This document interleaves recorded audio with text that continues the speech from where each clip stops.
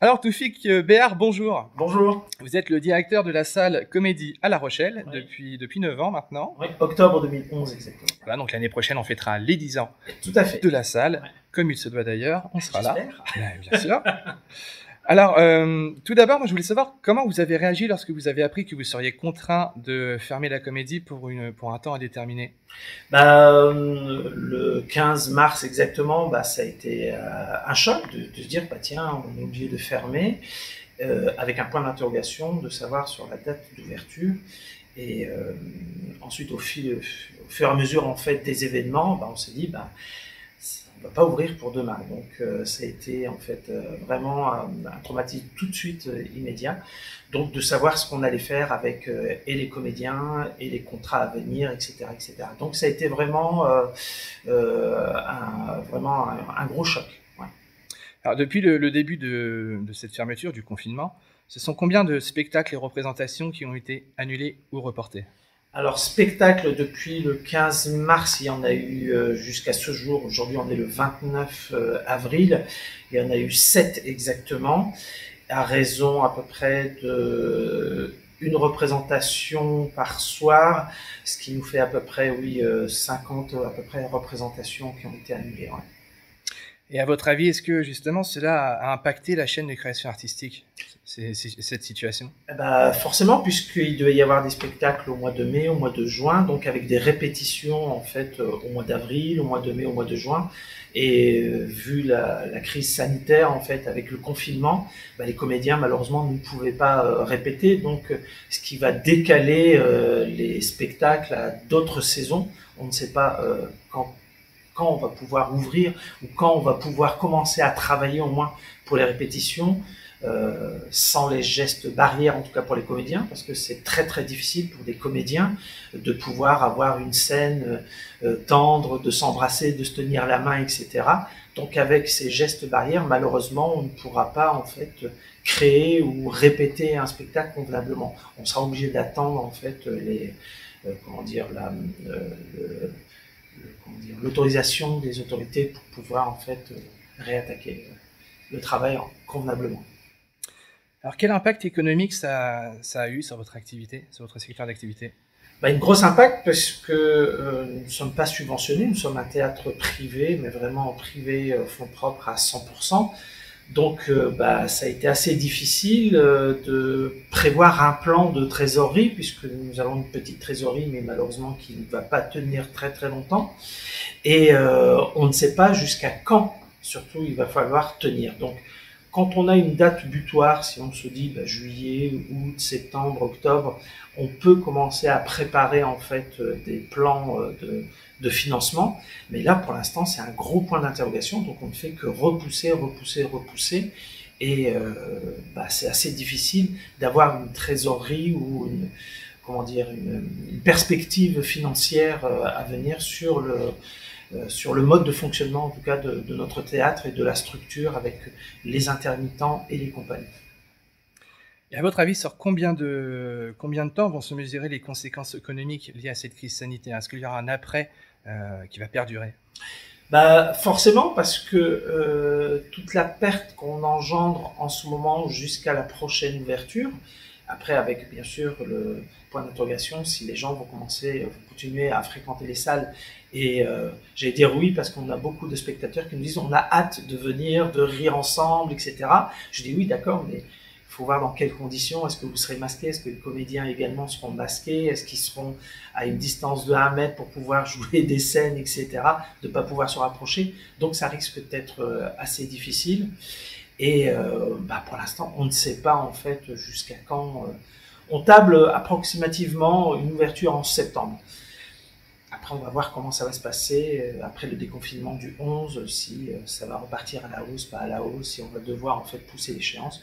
Ça, personne pour l'instant le sait, donc il n'y a que les scientifiques et le gouvernement qui vont nous donner en fait les mesures à prendre. Dernièrement, vous avez adhéré à une association, je crois, justement par rapport aux aides, on va dire, que le gouvernement instaure pour les salles de spectacle privées.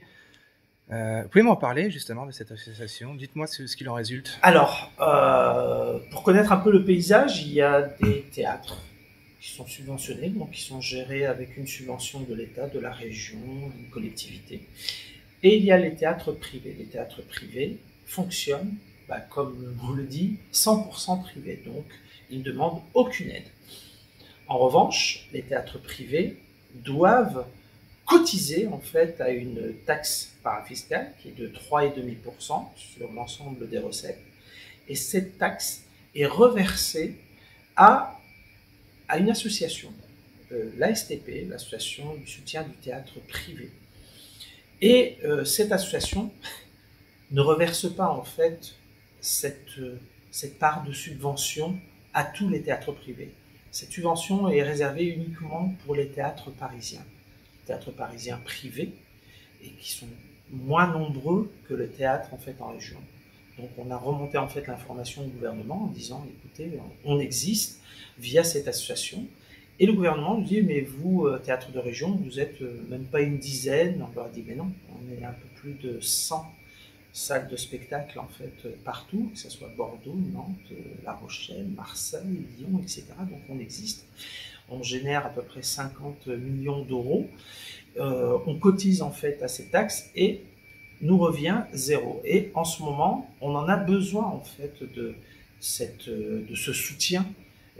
Et c'est légitime en fait de récupérer ce qui nous revient. Et donc il y a une commission qui est en train de statuer là-dessus, et je pense que ça part dans le bon sens et qu'il y a des petites réunions, des informations qui commencent à circuler, parce qu'il y a une enveloppe quand même de 5 millions d'euros qui a été allouée en fait par le gouvernement à la STP pour soutenir les théâtres privés, et j'espère qu'on aura en fait gain de cause, et normalement c'est légitime de récupérer en fait cette petite aide qui va nous aider en fait à tenir, à payer nos salariés, à pouvoir redémarrer, à pouvoir payer nos charges, nos loyers, etc. Parce qu'on en a besoin.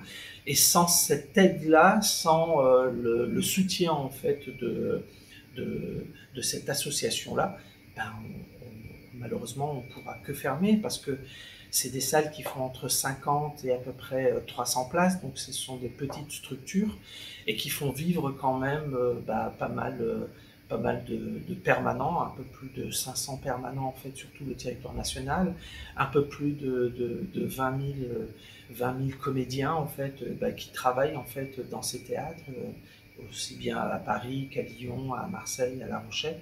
Donc en fait, on a vraiment besoin de cette aide, sinon malheureusement, des théâtres comme nous risquent de disparaître, et ça risque d'être très très difficile pour le moral des gens, pour le moral aussi des intermittents qui devront peut-être arrêter le statut d'intermittent et d'aller voir une autre filière, et ça c'est assez dramatique. Voilà.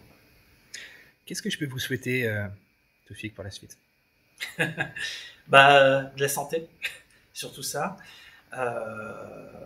Moi, ça va en fait. Hein. On est jeune, on est en pleine forme, et il y a des gens qui sont un peu plus dans le besoin ou qui sont un peu plus de difficultés. Donc je pense à eux qui sont dans des hôpitaux, dans des EHPAD, etc. et qui vivent en fait cette crise très difficilement. Donc moi je leur dis bon courage, tenez bon, on est là, si vous avez besoin de quoi que ce soit, on est là.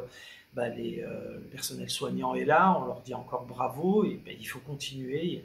Il y a d'autres personnes qui se battent aussi dans des associations, avec des associations, que ce soit Emmaüs ou que ce soit d'autres associations caritatives. Donc il faut aider ces gens-là, ne pas avoir peur de faire du bénévolat, d'aider la personne qui en a besoin. Enfin voilà. Donc il faut vraiment s'aider, et c'est en s'ouvrant aux autres, en s'aidant qu'on va mieux se sentir et qu'on va pouvoir combattre en fait cette crise qui est super importante, quoi.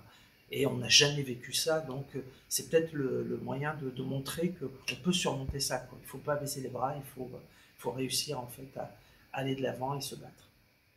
Merci beaucoup Toufi Béard d'avoir répondu à nos questions pour Nice TV. Merci à vous. Je vous dis un gros merde pour la suite. Moi, je vais rester un petit peu dans le côté théâtral de la chose. On prend. Voilà, et puis on sera là pour le 10e anniversaire, en tout cas, quoi qu'il arrive, quoi qu'il advienne, Merci. L'année prochaine. Ouais, voilà. Et bon courage. Merci à vous. Merci.